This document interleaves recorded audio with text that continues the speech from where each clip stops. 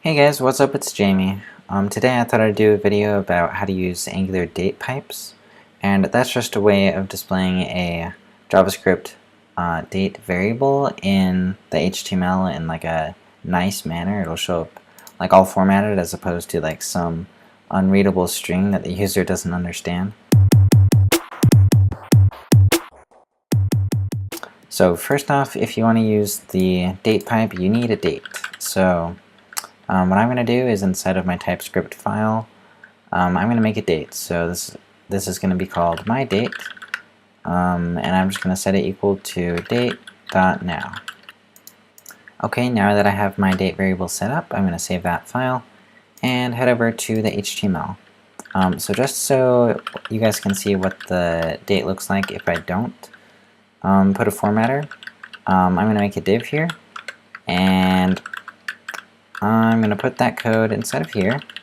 So inside of my div, I'm going to have that date, so my date. So within these curly braces, it's going to reach inside, grab the variable called my date, and display it on the front end. So let's refresh, and there we go.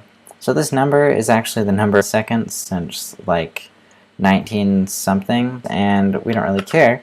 We want to know how to display that all nice for the user. So the way we do that is like so. We just do pipe through date. And there are actually options you can use here, but it'll choose the default option, which will look pretty good.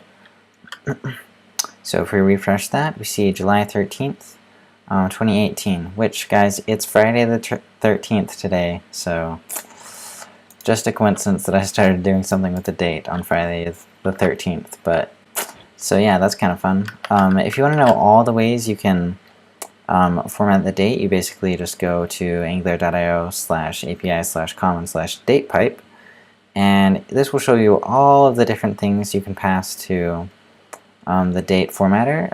So like currently it defaults to medium date, which is why we see something like June 15th, 2015.